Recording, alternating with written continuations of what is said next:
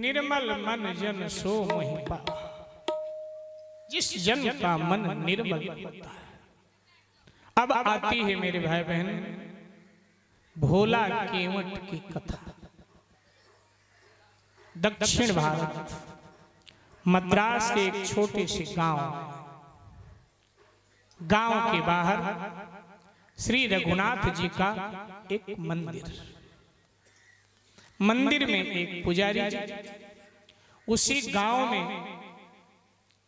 एक केवट रहता था, अछूत जाति का केवट।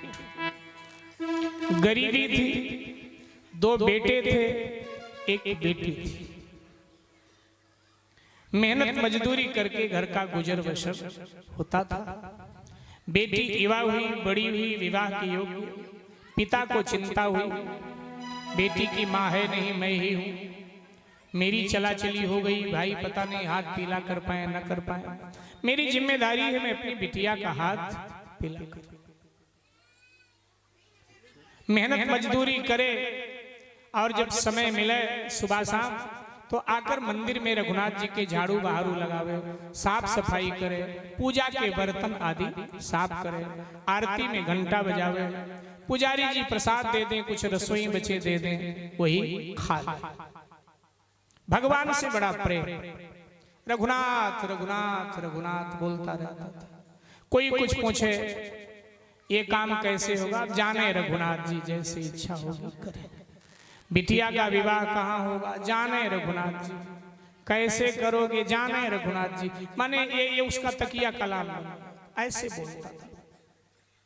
एक दिन दोनों बेटे बैठे थे, खुद बैठा था, बोला बेटा कुछ पैसे हमने जोड़ रखे हैं, कुछ तुम लोग डाल दो और बहन का ब्याह कर। बोले हाँ पिताजी, कम पड़ेगा कहीं से कर्ज ले लेंगे और फिर थोड़ा कमा करके धीरे धीरे उतार। ठीक, घर भर देखा, रिश्ता पक्का किया। जो जोड़ रखा था कम लगा, और जब जोड़ रखा था वो कम लगा तो बच्चों ने कहा कि पिताजी कहीं से उधार पकड़ना पड़ेगा। तो कहा कि ठीक, सेठ के पास जाता हूं नगर में। और जो नगर के सेठ थे उनके पास आया भोला केवट। उसने कहा सेठ जी बिटिया का ब्याह है, 200 रुपए अगर आप उधार दे दो मेरी बिटिया का ब्याह हो जाएगा। उस समय 200 रुपया बहुत होता, मेरी बिटिया का ब्याह हो जाएगा। इसके बाद में जैसे जैसे रकम आता रहेगा मैं भुगतान ब्याज सहित आपका कर दूं। सेठ जी ने लिखा पढ़ी किया, अंगूठा लगवा लिया, 200 रुपए दे दिए और 200 रुपया ले आया और इसके बाद में बिटिया का विवाह कर दिया। बिटिया विवाहित होकर के चली गई। भोले केवट को वैराग्य आ गया, और अधिक वैराग्य। भोले केवट ने कहा कि तुम लोग कमाते हो, थोड़ा थोड़ा देते रहना। बच्चों से कहा सेठ का कर्ज उतार दूंगा और अब तो मैं रघुनाथ जी की सेवा। हमेशा के लिए घर से विदा होकर मंदिर में आ गया पुजारी जी के पास। बोला कहीं कोने में हमको भी जगह दे दो। बोले भगवान का घर है, वहीं रहता है, सेवा करता है, जो मिल जाए खा लेता है, रघुनाथ जी का स्मरण करता है। ज्यों ज्यों पैसा आता रहा त्यों त्यों भोला केवट जाता रहा, सेठ जी को रकम लिखवाता रहा और अब ब्याज तो चुका दिया। अब जो मूलधन था वो भी आज ले गया और मूलधन दिया और कहा कि सेठ जी अब हम आपकी ऋण से ऋण हैं, ये मूल भी 200 आपका दे रहा हूं। सेठ जी ने अपने बही खाते में लिखा और रसीद बनाई सेठ जी ने कि भाई फला तिथि में इसने 200 लिया था ब्याज पर और इन तिथि में इतना ब्याज दिया, आज इसने पूरा रकम कर दिया। अब ये ऋण सेठ जी ने हस्ताक्षर कर दिया और हस्ताक्षर करके सेठ ने कहा भाई ये रसीद पढ़ ले। उसने देखा, उसने कहा जाने रघुनाथ जी हम तो अनपढ़ आदमी, हमें तो पढ़ना लिखना आता नहीं। जैसे इतना कहा तो सेठ के मन में बेईमानी आ गई कि ये तो अनपढ़ है, इससे और पैसा भी वसूला जा सकता है, लेकिन रसीद पकड़ा दिया। सो सेठ जी ने कहा, भाई सामने कुआं है, लोटा बाल्टी ले जा, प्यास लगी मेरे लिए, तू पानी ले आ, ला रसीद में रख लेता हूँ, नहीं गीली हो जाएगी, तू आना फिर ले ले। सेठ जी ने वो रसीद उसी बही खाते में लगा लिया और एक ऐसे ही कागज पर कलम मार करके और मोड़ करके जब वो आया पानी पिला के जाने लगा तो बोले ये रसीद ले जा। तो उसी जो है एक सादे कागज पर ऐसे कलम मार करके और मोड़ करके पकड़ा दिया। वो तो अनपढ़ आदमी ले आया और घर के छप्पर में ले जाकर के रसीद को लगा दिया और कोई जगह मंदिर। महीना बीता, तगादे वाले आ गए। कौन हो भैया? बोले मुनीम है, ऋण तो सेठ जी का दे दिया लेकिन मूलधन 200 नहीं दिया। उसने कहा हमने सब दे दिया है सेठ जी को, रसीद है हमारे पास, बिना वजह के फंसाए ना जाओ, बता दो, अब मैं कुछ नहीं देने वाला। उन्हें दे दी। मुनीम ने आके कहा जी वो तो अकड़ रहा हाँ अभी नहीं। और अदालत ने केवट के नाम मुकदमा डाल दिया, मुकदमा डाल। यहां से नोटिस जारी केवट के नाम। अब केवट तो मंदिर में रहता था, सो मंदिर में गए, केवट था नहीं, पुजारी जी थे। बोले भोला केवट, हाँ यही रहते। ये नोटिस, पुजारी जी ने नोटिस लिया। बोले हस्ताक्षर कर दो। बोले उसका हस्ताक्षर मैं कैसे कर? दे दो। चले मिली नोटिस। बोले तारीख पे पुजारी जी ने कहा जाना पड़ेगा, रसीद है ना तेरे पास? बोला हाँ। बोले रसीद ले जा। ठीक, रसीद ले आ।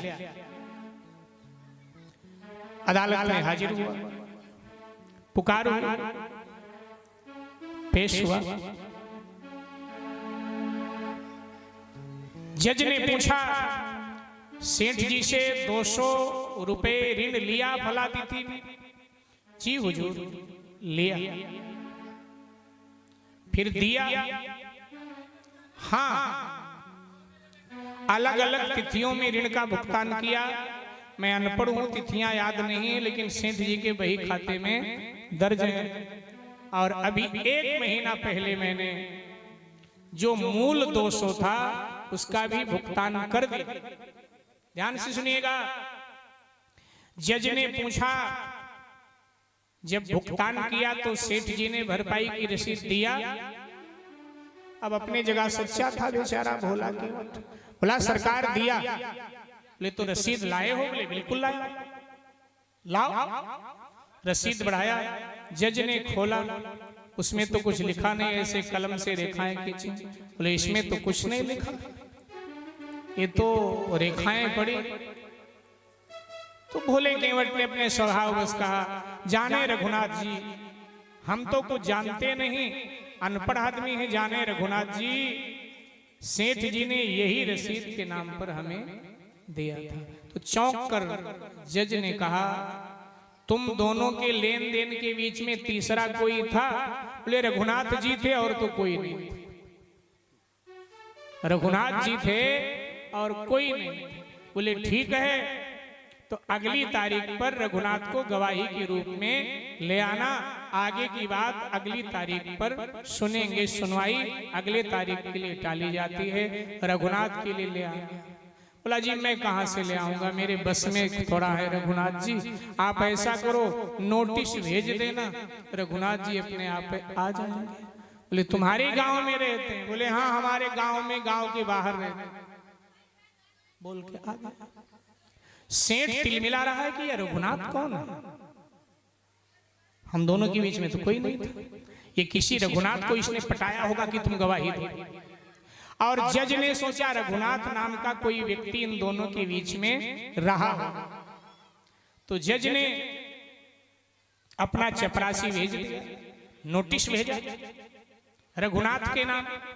चपरासी, एक मुसलमान चपरासी नोटिस लेके आया, गांव में पूछ रहा है रघुनाथ का कौन सा घर है, रघुनाथ का कौन सा घर है। पूरा गांव छान मारा, गांव वालों ने कहा रघुनाथ नाम का कोई व्यक्ति हमारे गांव में नहीं है, रघुनाथ नाम का मंदिर है गांव से बाहर। उसको पीछा छुड़ाना था, वो आया, केवट तो था नहीं, पुजारी जी थे। बोला रघुनाथ कौन है? पुजारी जी ने कहा रघुनाथ जी सामने। मंदिर की तरफ इशारा किया ठाकुर जी की ओर, बोले रघुनाथ जी सामने। बोले नोटिस आया है भैया, साइन करके ले लो। पंडित जी ने भगवान की ओर देखा, बोले कैसा जमाना आ गया प्रभु, अभी तक भक्त के लिए नोटिस आता था, लेकिन जमाना खराब आ गया, आज भगवान के लिए नोटिस आया है। पुजारी जी ने साइन कर दिया, रघुनाथ नोटिस ले लिया। कल की तारीख है, कल की तारीख। चपरासी आया, जज साहब को बताया, नोटिस दे आया। शाम को केवट मेहनत मजदूरी से लौटा, ठाकुर जी के आरती में सम्मिलित हुआ, आरती पूरी हुई, पुजारी जी ने प्रसाद दिया। सोचा पहले कहूंगा कहीं उदास हो जाए, भोजन न करे। पुजारी जी ने भोजन करवाया, फिर बोले भोले पहले नोटिस तेरे नाम आया था भाई, लेकिन आज तो रघुनाथ जी के नाम भी नोटिस आ गया है। जज ने रघुनाथ जी को गवाही के लिए बुलाया, कल तुझे जाना है पेशी पर। रघुनाथ जी ने रघुनाथ जी को बुलाया है, तेरे साथ जा। अब जाने रघुनाथ जी जाएंगे कि नहीं जाएंगे, रघुनाथ जी जाने। प्रातःकाल पुजारी जी आज जल्दी उठ गए, ठाकुर जी का दिव्य श्रृंगार किया, रघुनाथ जी का बढ़िया पीतांबर पहनाया, गले में बढ़िया पीला दुपट्टा और बढ़िया पीली पगड़ी ठाकुर जी के रघुनाथ जी के सर पे रखी। कहा प्रभु कभी मंदिर से बाहर नहीं गए हो, आप मंदिर में रहे हो, आज थोड़ा अदालत में आपको जाना है, एक गरीब की गवाही देने के लिए सरकार थोड़ा पहन करके ढंग से जाओ। भाव वाले थे पुजारी जी, प्रार्थना किया। केवट भी सुबह सुबह आज रघुनाथ जी को प्रणाम करके निकल गया, अदालत पर पहुंच गया। अदालत में भीड़ होती है, भीड़ है। अब सेठ जी के तरफ से तो तमाम लोग आए, सेठ जी हैं, उनके मुनीम हैं, उनके बच्चे हैं, और ऐसे वसूली करने वालों के गुंडे भी तो साथ में होते हैं। तो सेठ जी के 10-12 गुंडे भी लठ लेकर के और वहां अदालत परिसर में घूम रहे, 200 वसूले घूम रहे। इधर केवट पहुंचा, आ गया। जज ने पूछा, हाँ हुजूर आ गए। गवाह कहाँ है? सरकारी यहीं कहीं होगा, पुकार करवा। पेशकार को कहा पुकार करो। पेशकार ने पुकार किया, रघुनाथ वगैरह कोई हाजिर हो। एक बार, 3 बार पुकार होती है ना, कोई नहीं। थोड़ी देर के बाद में फिर पुकार हुई, रघुनाथ वगैरह कोई हाजिर हो। कोई नहीं। तीसरी बार फिर पुकार हुई, रघुनाथ वगैरह कोई हाजिर हो। जैसे तीसरी बार पुकार हुई, घटना घट गई। रघुनाथ हाजिर है, रघुनाथ हाजिर है, हाजिर है, ऐसे 3 नारे जो लगाए हैं।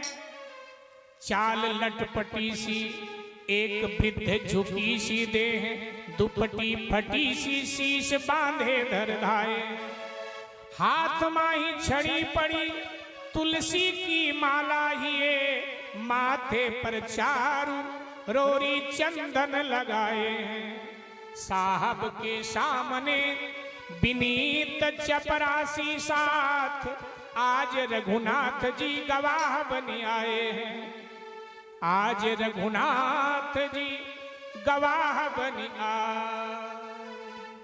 एक बूढ़ा व्यक्ति, झुकी कमर, माथे पर पीली पगिया, सर पे पीली पगिया, माथे पर रामानंदीय तिलक, गले में तुलसी की माला, छड़ी के सहारे कमर टेढ़ी, हाजिर हुजूर गवाह हाजिर है। अच्छा तो तुम रघुनाथ? जी जी मैं ही रघुनाथ। अच्छा केवट को जानते? हाँ। सेठ जी को? हाँ जानता। सेठ जी से ऋण लिया? लिया। कितना लिया? 200।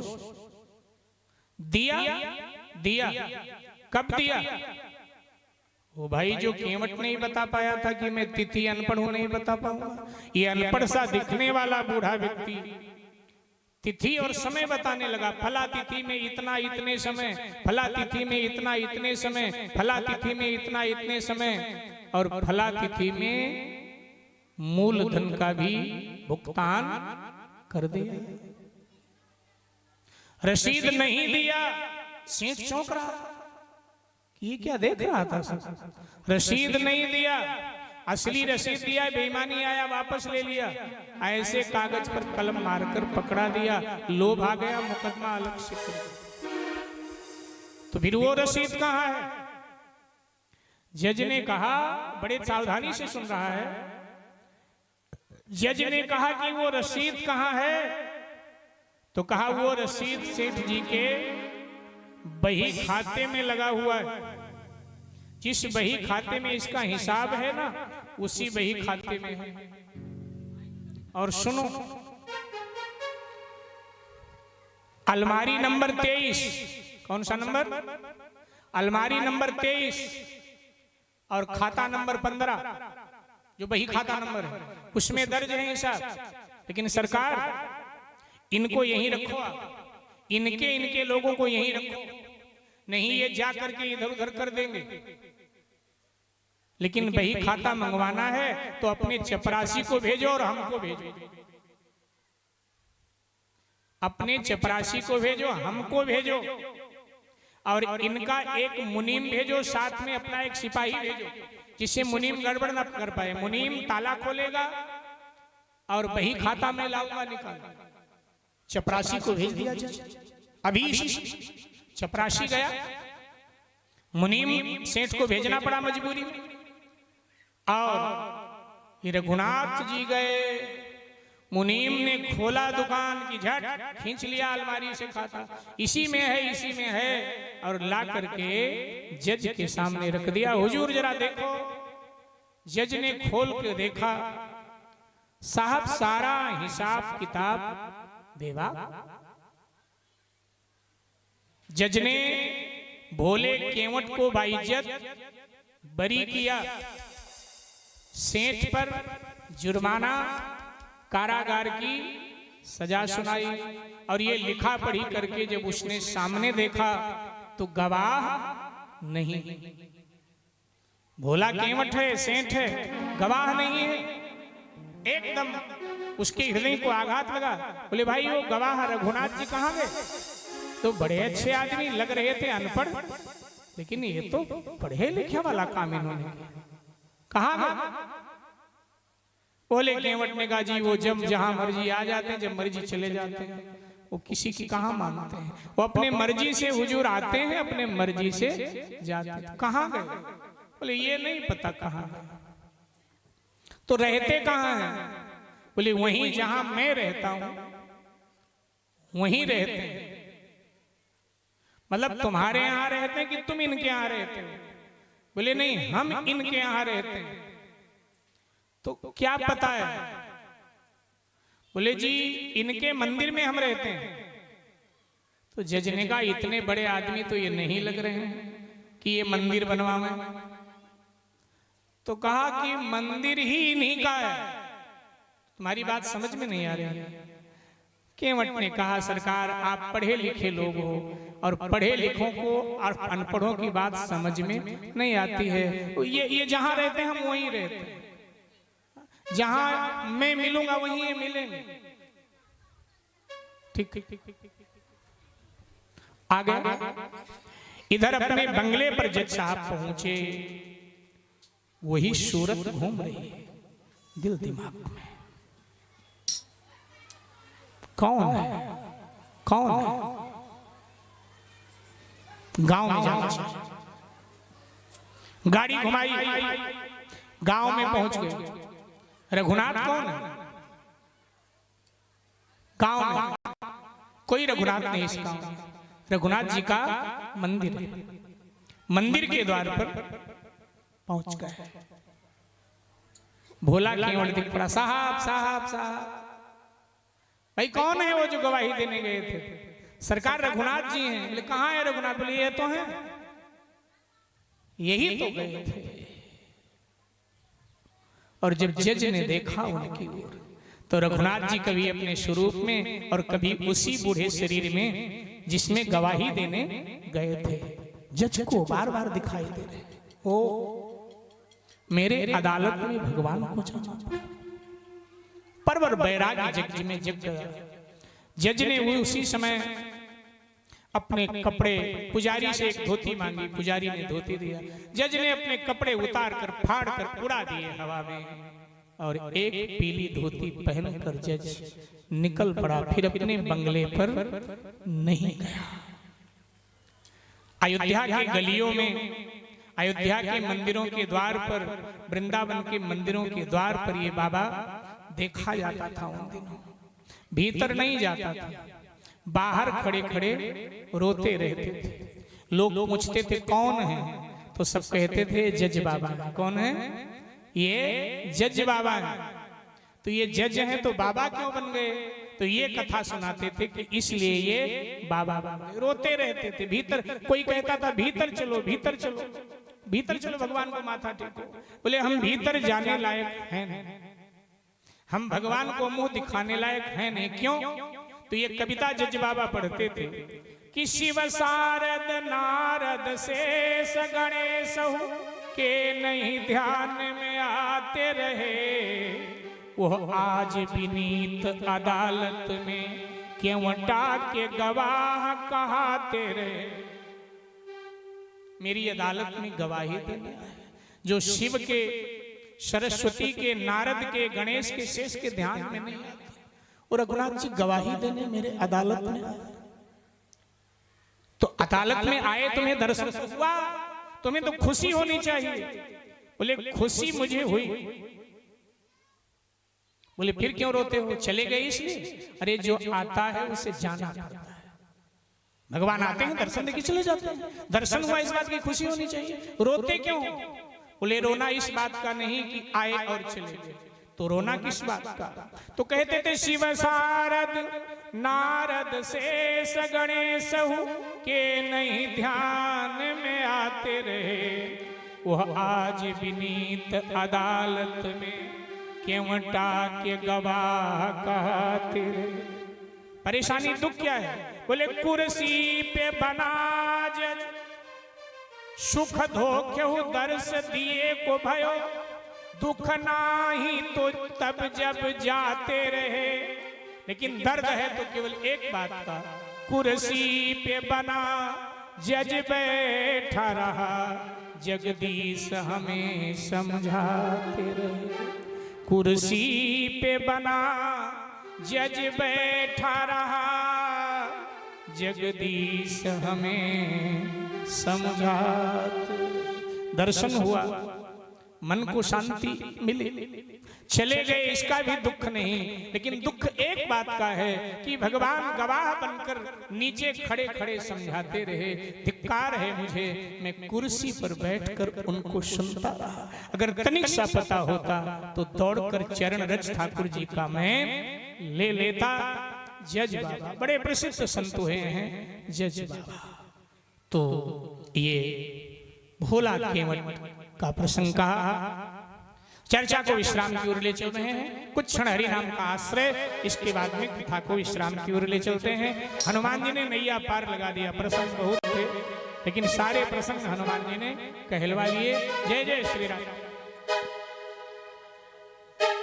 आप सबको भी आरती के बाद उठना है, थोड़ा हाजिरी लगा लो। खड़े हो जाओगे तो पांव थोड़ा सो गए होंगे, जग जाएंगे। बोलो भाग्य बिहारी लाल की। देखो कल परसों से हम नहीं आएंगे, ठीक है ना? हाँ, जरा एक बार दोनों हाथ उठा लो, बिल्कुल दिखा दो भगवान को। हाँ, बोलो भाग्य बिहारी लाल की। भाई अभी आवाज नहीं आई, एक बार और बोल दो। बोलो भाग्य बिहारी लाल की। और मेरे बाके बिहारी को जिनको प्यार है, जो मानते हैं हमारी भक्तियां, वो जरूर हाजिरी लगाएगी।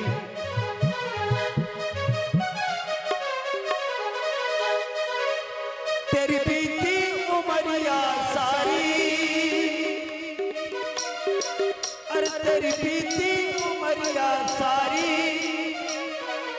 लगा लो लगा लो लगा लो चरणों से बनवारी, लगा लो चरणों से और खड़े होकर हाजिरी लगाते हुए तेरी बीती उमरिया सारी,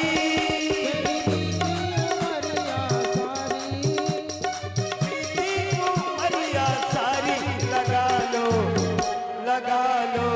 बुला लो चरणों में गिरधारी, लगा लो चरणों में गिरधारी।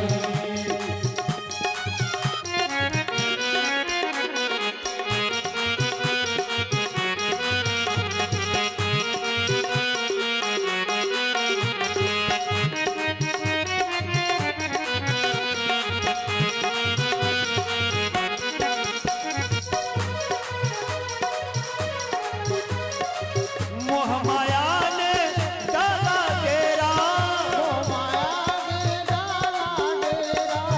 मोह माया ने डाला डेरा, ना कोई सूझे रास्ता तेरा, दीन दयाल पकड़ी मेरी बहिया, और जिनको अपनी बहिया को पकड़ाना है और नाचते हुए झूमते हुए और ताली बजाते हुए, दीन दयाल पकड़ी मेरी बहिया, अब केवल आस तुम्हारी, लगा लो चरणों से बनवारी, लगा लो चरणों से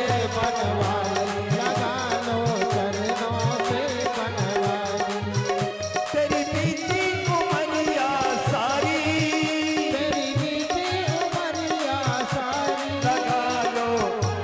लगा लो चरणों से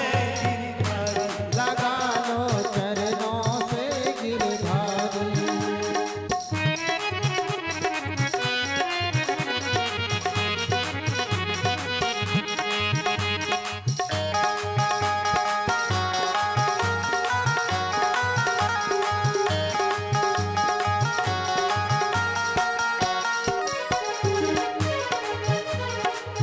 जे कान्हा तू ननगावा,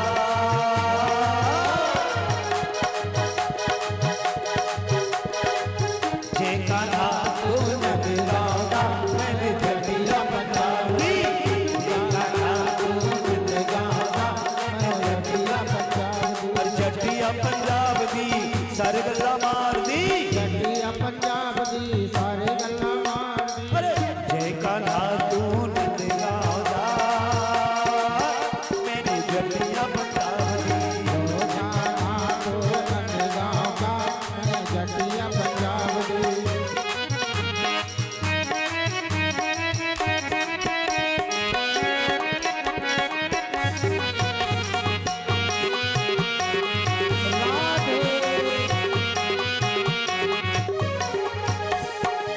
करुणा करो मेरे नटनागर, जीवन की खाली भर दो गागर,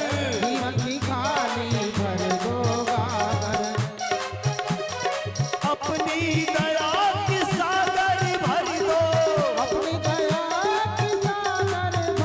अब आई शरण तिहारी, अब आई शरण तिहारी, लगा लो चरणों से गिरधारी,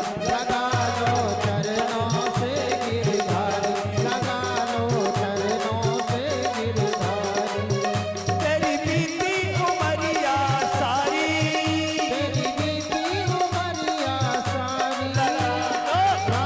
लगा लो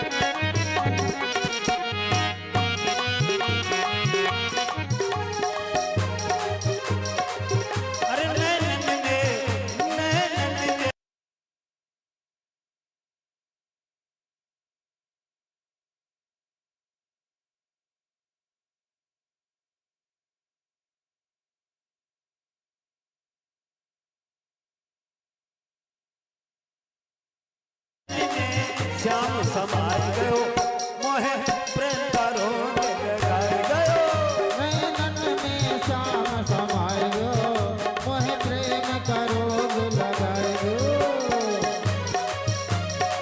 दिन जान के ठुकरा ना देना दिन जान के ठुकरा देना दिन जान के ठुकरा मत देना दिन जान के मत देना अपनी अपनी चरण की कमल रच देना अपने चरण में अरे युगों युगों से खोज रही है युगों युगों से खोज रही अब है दर्शन दो बनवारी लगा लो राधे लगा लो राधे लगा लो चरणों से गिरधारी लगा लो चरणों से गिरधारी लगा लो चरणों से गिरधारी दीवानी बन जाऊंगी मस्तानी बन जाऊंगी दीवानी बन जाऊंगी मस्तानी बन जाऊंगी किसके दीवाने बनोगे किसके कान्हा के सच में खड़े कर लो हाथ अरे कान्हा की दीवानी बन जाऊंगी कान्हा की दीवानी बन जाऊंगी दीवानी बन जाऊंगी मस्तानी बन जाऊंगी दीवानी बन जाऊंगी मस्तानी बन जाऊंगी अपने कान्हा की दीवानी बन जाऊंगी कान्हा की दीवानी बन जाऊंगी कान्हा की दीवानी बन जाऊंगी बोलो बांके बिहारी लाल की की जय संकट हरण मंगल मूर्ति रूप राम लखन सीता सहित हृदय बसो सुरभु श्री हनुमान जी महाराज की जय तो भक्तमाल कथा कही गई। अब कभी भक्तमाल का नाम आप सब सुनोगे तो यूट्यूब पर आपको सर्च नहीं करना पड़ेगा भक्तमाल क्या होगा। ध्यान देना भक्तमाल के पीछे एक जो दिव्य प्रेरणा हुई जो ज्योति निकली आज सुबह भी मेरे स्मरण में आ रहा था। पिछली बार भागवत कथा यहाँ चल रही थी इन्हीं दिनों में और शायद जहां तक मुझे ध्यान है 5वें दिन हमने अपने गुरु घर में हमारे एक गुरु भाई होते हैं धनंजय दास जी तो उनसे मेरी चर्चा चल रही थी। उन्होंने यूट्यूब पे देखा तो कहने लगे गुरु जी कह रहे थे कि विजय शास्त्री को बोलो ना भक्तमाल की कथा कहा करें। भागवत रामायण तो सब जगह होती है गली मोहल्लों में और हमने वो बात व्यासपीठ से रखी और श्रवण दास ने अपना मोहर लगाया कि गुरु जी अगली बार भक्तमाल ही हमारे यहाँ होगी क्योंकि गुरु जी के यहाँ से आवाज आ रही है तो भक्तमाल की ही कथा होगी। और फिर ये बता ही रहे थे कि भक्तमाल हमने रखा तो लोग कहने लगे क्या होता है। बहुत समझाना पड़ा क्योंकि हम अपने धर्म ग्रंथों के बारे में ही नहीं जानते तो धर्म के बारे में क्या जानेंगे। हमारे 18 महापुराण हैं 4 वेद हैं 6 शास्त्र हैं रामायण भागवत महाभारत भक्तमाल।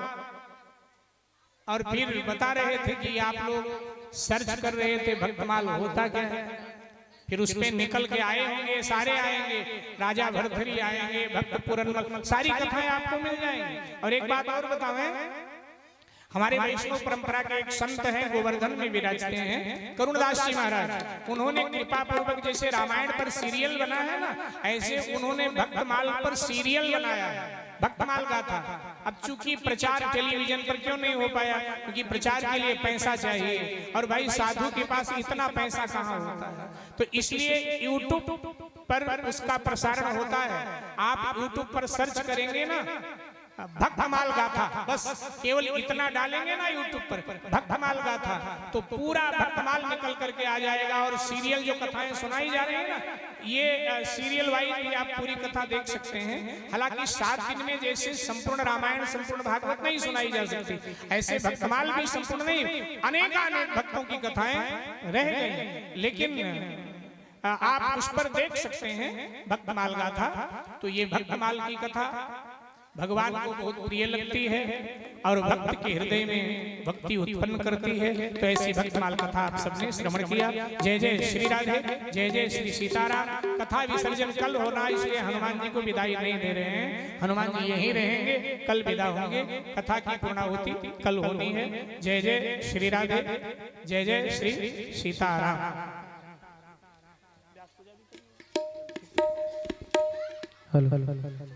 बोले हनुमान जी महाराज की जय, बोले शंकर भगवान की जय, महाकाल सरकार की जय।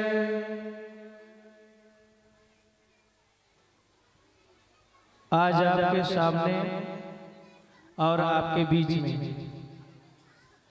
आपके सामने तो पहले दिन से ही हनुमान जी विराजमान हैं और आज आपके बीच में पार्थिव शिवलिंग के रूप में महाकाल भगवान शंकर विराजमान हैं, जिनकी हमने आरती पूजा वंदना उपासना करी। हमारे बीच में आज भी बहुत सारे अतिथि आए, कुछ आए कुछ चले गए। किसी ने कहा कि मंच पे हम, ठीक है मंच की मर्यादा है तो उसमें हमने भी सहमति जताई, ठीक है, क्योंकि मंच व्यास गद्दी के स्वरूप है तो व्यास जी के समक्ष बैठना थोड़ा सा वो लगता है, फिर भी आपने मर्यादा दिखाई, ठीक है। साथ ही आपकी कथा में, यानी इस कथा के अंदर इतनी व्यस्तता होती है कि कई बार हम अपने शब्द भी बोलते बोलते भूल जाते हैं कि बोलना क्या है। फिर भी आप सबकी हिम्मत और आपका बल देख करके अपने को हम बलहीन नहीं मानते हैं, अपने को ऊर्जावान मानते हैं और आपके साथ चाहे 2 बजे चाहे 4 बजे रात हो चाहे दिन हो हम खड़े रहते हैं। कारण क्या है कि जब आप सामने होते तो हमें बल होता है, लेकिन जब आप में सुसुप्ता आ जाती है तो अपने में भी थोड़ा सा आलस आता है। लेकिन हनुमान जी रहते तो आलस आने नहीं देते। किसी ने महाराज जी आज मेरे पास खबर आई, मैं कहना तो नहीं चाह रहा था लेकिन बात ऐसी है, नाम फिर भी नहीं लूंगा क्योंकि अगले की सोच है हमारी नहीं। किसी के यहाँ कोई व्यक्ति हवन करने गया, ब्राह्मण नहीं है, ब्राह्मण नहीं है, कोई व्यक्ति किसी के यहाँ हवन करने गया, ठीक है। उनके यहाँ सवाल हुआ कि श्रवण दास जी कथा करवा रहे भक्तमाल की, ये क्या है? तो जो आचार्य के रूप में ब्राह्मण ना होते हुए भी आचार्य तो कर्म कर रहे थे, उन्होंने कहा ये मालूम क्या है, जो भक्तों का माल है ना वही भक्त माल है। उन्होंने ऐसी व्याख्या करी, यानी कि एक तो जातिहीन, हमने जाति बिरादरी पहले बताया कि मैं जरूरत नहीं, लेकिन जातिहीन के साथ साथ कर्महीन और उसके बाद ज्ञानहीन भी होते हुए समाज को गलत संदेश दे रहे हैं। आपको जो आचार्य तो कर्म कर रहे हैं, चाहे वो ब्राह्मण हो या ना हो, मेरा विषय ये नहीं है। मेरा विषय ये है कि कृपया करके स्वाध्याय करिए, ज्ञान को अर्जित करिए। यदि आप पढ़े लिखे नहीं हैं, कुछ नहीं आता तो महापुरुषों को सुनने का प्रयास कीजिए, और ज्ञानी है तो सामने आकर के सार्थक करिए। हम उसमें पूज्य महाराज जी के सानिध्य में सक्षम हैं, लेकिन ऐसे समाज को अंधेरे में ढकेलना गलत है, और समाज को भी ऐसे लोगों को उखाड़ कर फेंक देना चाहिए जो आपके आस्था पर चोट पहुंचाएं। दूसरी सूचना कल हमारे जहां आज पार्थिव शिवलिंग है, संभवतः आज हम बाबा विदाई देंगे। यदि हम नहीं दे पाए, क्योंकि 1.25 लाख है, अगर नहीं दे पाए तो आगे या पीछे हवन कुंड बनेगा, वो भी ठीक अभी 8 या 9 बजे से हवन कुंड बनना शुरू हो जाएगा और 1 से 2 बजे रात्रि तक हम उसे बना ले जाएंगे। तो यहाँ पे हवन कुंड बनेगा। कल हवन के लिए हमारे आर्य समाज से बड़े बड़े मोरभट विद्वान आ रहे हैं, आपके बीच में यज्ञ कराएंगे। उनके साथ में आपको कंधे से कंधा मिला के चलना, यानी आपको सामग्री है यानी हवन सामग्री है, हवन समिधा यानी लकड़ी है, और घी है, कपूर है, इत्यादि सामग्री लाना है और आचार्य की दक्षिणा लानी है। साथ में कल ही गुरु भगवान की पूजा भी होनी है, व्यास पूजा होनी है, जिन्होंने आपको लगातार 3 वर्षों से कथा सुना रहे हैं। तो आप इनका सहज देखो, एक भीड़ को देख करके मर्यादा रखी गई, लेकिन कल के लिए आपको छूट है। एक समय सीमा को देख करके मर्यादा बनाए रख के आप सीधा आइए और गुरु जी की पूजा कीजिए, गुरु जी से आशीर्वाद लीजिए। कल के लिए आपको स्पेशल 8वां दिन रखा गया कि आप सीधा गुरु जी से संवाद कर सकते हैं। अगर कोई प्रश्न उठ रहा हो तो कल आप अपना प्रश्न भी चाहे लिख करके और चाहे आप खड़े होकर प्रश्न भी पूछ सकते हैं। मन में कोई भाव हो, कुभाव हो, संदेश हो, उपदेश हो, आदेश हो, कुछ भी हो, हमारे प्रति हो, मंदिर के प्रति हो, समाज के प्रति हो, जैसे भी आप इसका संदेह मिटा सकते हैं। हमारे इस यज्ञ में आज जो 1.25 लाख मिट्टी पार्थिव शिवलिंग की पूजा हुई, उसमें मुख्य यजमान से बिमला भाभी जी रही, ओ 52 से आप बड़े पुरुषार्थ रही, आपकी तरफ से कल का भंडारा भी रहा, व्यास पूजा भी रही और आज भी रहा। साथ ही जो आज की भंडारे की सेवा है उसमें 2 लोग हैं, जिसमें कड़ी चावल का प्रसाद है, उसमें अनिल जुगल और अनीता भंडारे की सेवा दे रही हैं। दूसरा बघेल परिवार की तरफ से भी हलवे की सेवा है। रानी नई सब्जी मंडी, रानी जी सब्जी मंडी नई बस्ती से चाय की सेवा आज की तरफ से रहा। जमुना सिंह सब्जी मंडी से भंडारे की सेवा करी है। कल आए हुए सोम प्रथु जी ने भी पश्चिम बिहार से 1100 रुपए का योगदान दिया। अन्नू से 500 रुपए का योगदान दिया। रविंदर सिंह जी ने भी उनकी तरफ से भी योगदान रहा। कल्पना यादव सब्जी मंडी से पत्तल और कल का भंडारे की सेवा है, उसमें 3000 पत्तल और 1 टीन रिफाइंड की सेवा करी है। लक्ष्मण सोनकार P102 से 500 रुपए का योगदान। कुसुम जी नई बस्ती से 1100 रुपए का योगदान। इवरान देव बसंत नगर से 1100 रुपए का योगदान। साथ ही महेंद्र कुमार कश्मीरी बाग से 500 रुपए का योगदान। P30 राजकुमार जी 1100 रुपए का योगदान। गौरी शंकर पंडित जी हमारे नया मंदिर बना है, वहां से 500 रुपए का योगदान आपने दिया है। पिछली बार हमारे सदस्य में भी रहे, इस बार आप हमारे भक्त में रहे, तो आप सबका जो योगदान और छुट रहा, कईयों ने गुप्त राशि में किया और जो नमक की थैले से लेकर आटा रिफाइंड तक कर रहे हैं, उनका भी मैं हृदय से धन्यवाद देता हूं, क्योंकि आपका विशेष योगदान गुप्त में रहा है, इसके लिए मैं धन्यवाद देता हूं। साथ ही कल भी हमारे बड़े से बड़े अतिथि आपके बीच में आएंगे। समय हमारा जो कल का हवन का है वो सुबह 10 बजे से है, 10 से 12 बजे तक, और ठीक 12 बजे से और 2 से 2:30 बजे तक का हम आपका गुरु वचन सुनेंगे, यानी कि हम फूलों की होली खेलेंगे। क्योंकि पिछली बार हम फूलों की होली जम के नहीं खेल पाए थे, क्योंकि हमारे इस इलाके में कई मौत हो गई थी, जिस कारण से हम नहीं खेल पाए और पूरा साल हमारा ऐसे ही गया। लेकिन 2025 हमारा यानी अंग्रेजी जो नया साल है उसका और जो देसी नया साल है यानी भारतीय नववर्ष है, उसको भी हम हर्षोल्लास मनाने का प्रयास करें। सुख दुख में सभी लोग एक दूसरे के शामिल होना चाहिए और शामिल होना भी चाहिए। सुख हो तो पहुंचो, दुख हो तो पहुंचो। निमंत्रण कार्ड और मैसेज का ज्यादा भरोसा मत करो, क्योंकि कई बार दिमाग से उतर जाता है, क्योंकि सब व्यस्त है। बुलाए अनबुलाए का थोड़ा इसको हटा दो दिमाग से, लेकिन मान अपमान का ये ध्यान में रखो, इसमें हम आपको नहीं दबाव डाल रहे। मान मिले तो जाओ, अपमान की आशंका हो तो वहां आप अपने से विचार कर लेना कि कैसे हम इसमें रास्ता निकाल सकते हैं।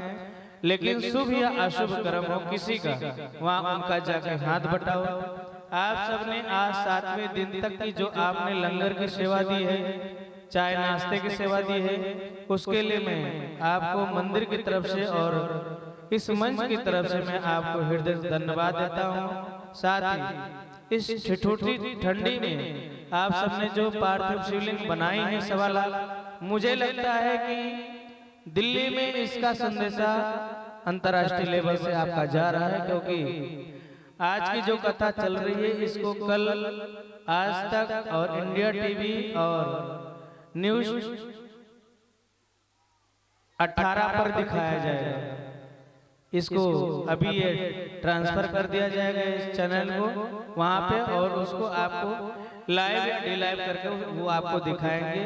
आपके यहाँ जो पूजा में जितने लोग रहे कल के नवभारत टाइम पे, दिल्ली टुडे पे और मेरी दिल्ली यानी पेपर पे ये भी आएगा, उसमें भी आप सब पढ़ सकते हैं, देख सकते हैं। और जिन्होंने जिन के पास फोन है, लगभग तो मेरे ख्याल सबके पास फोन होंगे, सब कोई अपने फोन से भोले बाबा की तस्वीर जरूर लीजिएगा, क्योंकि ये भुलाने वाली तस्वीर नहीं है। और इसको लेने के बाद अपने स्टेटस है, फेसबुक है इत्यादि पे डालिएगा।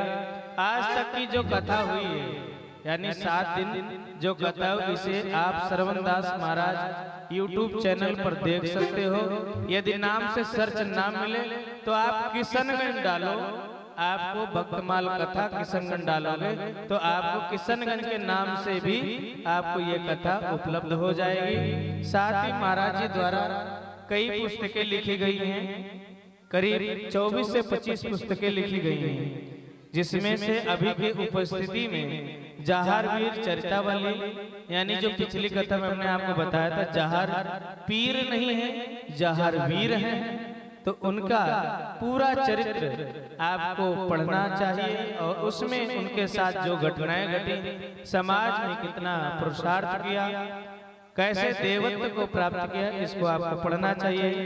फिर गोरख ज्ञान गंगा, गोरख ज्ञान गंगा हमारे महाराज जी हर विषय पर बड़े सरलता से बोलते हैं, चाहे वो राम कथा हो, चाहे भागवत कथा हो, चाहे शिव पुराण हो, या मीराबाई चरित्र हो, या उर्मिला चरित्र हो, हनुमान चरित्र हो, अनेक ग्रंथों का इन्होंने लेखन भी किया है अपने से और उसका वाचन भी करते हैं।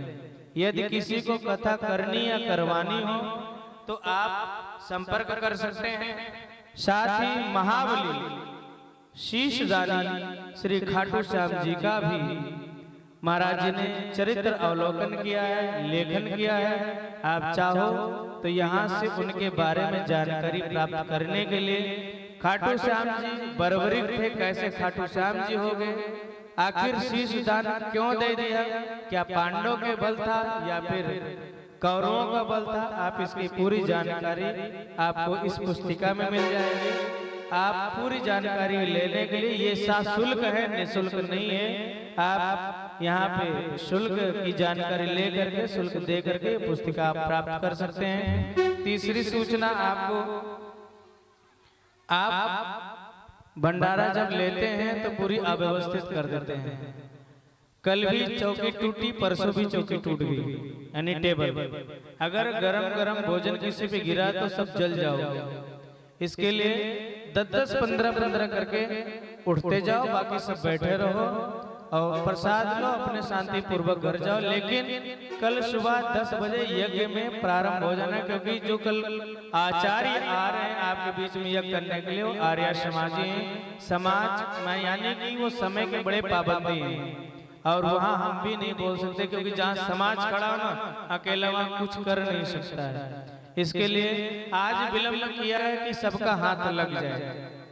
आज जो पार्थिव शिवलिंग की पूजा हुई उसको विलंब किया गया है, 10 से 12 बजे तक आप सबका इंतजार किया गया है, कोई छूट ना जाए। लेकिन कल इंतजार नहीं होगा, क्योंकि 2 बजे से लंगर के भी आपके बीच में है। अच्छा, दूसरी बात, कल एक सबसे बड़ा और उत्सव है, मालूम क्या है? कल है भैरव बाबा का जन्मदिन, है ना।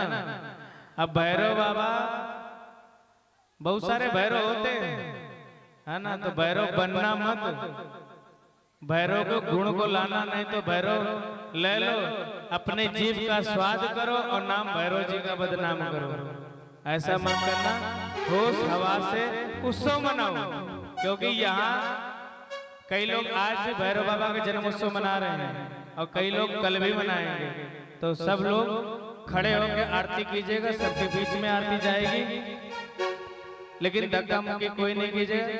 प्रसाद जो सबसे बड़ी जिम्मेदारी आपके प्रसाद में है, और जो हमारे कार्यकर्ता है ना वो भी प्रसाद के समय वहां पहुंच जाया करें। बोले शंकर भगवान की जय। तो तखत मत तोड़िएगा, पूरी तोड़िएगा, पूरी तोड़ो, तखत मत तोड़ो। और ये जो हमारा भैरव है ना, ये वैष्णव है। हमारा जो भैरव बाबा है ना, ये वैष्णव है। तो इसलिए वैष्णव तरीके से भैरव जी का जन्मदिन मनाइएगा। आरती अवध बिहारी की दयामयी जनक दुलारी। आरती अवध बिहारी की दयामय जनक दुलारी की। सिंहासन सोहे जुगल सरता, परस पर हंसी रत बार मधुर कछु बोल देत मन मोल। ललित छवि प्रीतम प्यारी की दयामयी जनक दुलारी की। आरती अवध बिहारी की दयामय जनक दुलारी की। पलोतत पायल अंजलिला, निरखी पद हंसुगज होत निहाल। कहत रघुराई धान्य से उगाई, पवन सुत गिरवरधारी की दयामयी जनक दुलारी की। आरती अवध बिहारी की दयामय जनक दुलारी की। भरत जो ठाढ़े भाव विभो, लखन रिपुद मन लाल और लखे मुख चंद देत आनंद धन्य शोभा धनुधारी की दयामय जनक दुलारी की। आरती अवध बिहारी की दयामय जनक दुलारी की। आरती जो कोई जन गावे, प्रभु पद प्रेम अवस पावे अनंत राजेश द्रवय अवधेश बोलिए, जय भयारी की दयामय धवल दुहारी की।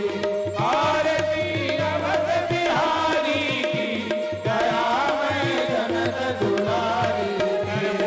गौरम करुणावतारम संसार सारम बुद्धिप्रहारम सदा वसंतम हृदयारविंद भवं भवानी सहितं नमामि।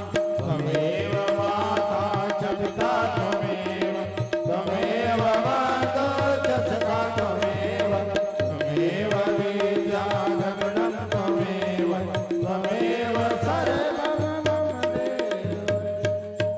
बोलिए श्री रामचंद्र भगवान की जय, श्री वृंदावन बिहारी लाल की जय, शंकर भगवान की जय, हनुमान जी महाराज, आज की जय। स्वामी रामानंदाचार्य भगवान की जय, भक्तमाल की जय, मलुक पीठाधीश्वर भगवान की जय, लोकदास जी महाराज की जय, नाभादास जी महाराज की जय, गोस्वामी तुलसीदास जी महाराज की जय, महर्षि वाल्मीकि भगवान की जय। नमः पार्वती पतये हर हर हर हर हर हर हर हर हर महादेव। जय जय श्री राधे, जय जय श्री राधे, जय जय श्री राधे। धर्माचार्य की बहुत बड़ी जिम्मेदारी होती है। धर्माचार्य को धर्म ग्रंथों के विषय में, किसी के विषय में आपत्तिजनक शब्दों का प्रयोग नहीं करना चाहिए। जिन महाशय ने यज्ञ करते समय वैदिक कर्म करते समय भक्तमाल जैसे ग्रंथ के लिए अभद्र टिप्पणी करी है, निश्चित रूप से वो पाप के भागीदार बने हैं। उन्हें पश्चाताप करना चाहिए, भक्तमाल ग्रंथ पे माथा रखकर क्षमा याचना करना चाहिए, अन्यथा समय आने पर ईश्वर दंड अवश्य देता है। हिंदू होकर